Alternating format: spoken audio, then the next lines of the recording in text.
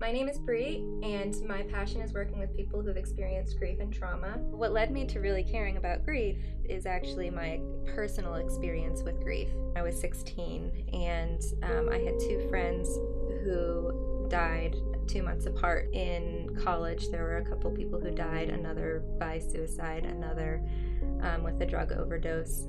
And then I lost both my grandmothers. My cousin took his life, and then 2 years after that, his brother also died by suicide, and I was a lot closer to his brother. I started having really intense symptoms. I couldn't focus, I couldn't function. All I could do pretty much was watch TV. Parks and Recreation became the only thing I could actually watch.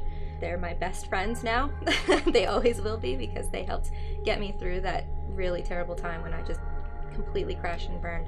And I couldn't leave my house for more than 2 hours at a time, because I would start feeling this energy in my chest and feeling nervous and shaky and just this overwhelming fear that didn't make sense. These things were happening to me that I just couldn't control, and I was nervous and crying and couldn't shut it off. And I just had this thought of, oh, this is what it is to go crazy. That was the point that I knew I needed to get help. I'm starting to cry now. But I went to see a therapist. It was kind of like a, yeah, no question, this is PTSD. I felt like I wasn't justified, because who experiences PTSD from loss? You know, I didn't know that was something that could happen. I actually had a huge identity crisis. And that was sort of a point where I went, oh, okay, I have to rebuild myself. And that is a huge, painful, but so rewarding process if you're willing to do it. People tend to like to think that we can separate ourselves like into our physical self and our mental self, our spiritual self, our emotional self. Really, it's just not possible. We're whole beings. They are interconnected. There's no way to separate them.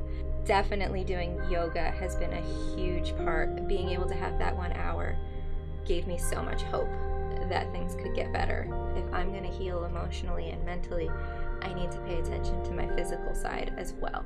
But what I really was able to learn, and what I've really been able to put in practice more and more, and it's just incredible, is to let go of control. Let life guide me, let God guide me into where I need to be. And that continues to happen. I mean, I got my job as a school counselor before graduating. It's just the more I can let go of control and not plan out specifics of my future, all these things that are amazing are unfolding in front of me, and I'm no longer emphasizing, you know, how painful life is. Having these examples to remind myself to let go of that control and just be guided. I mean, it's made me happier and in such a better place than I ever could have imagined.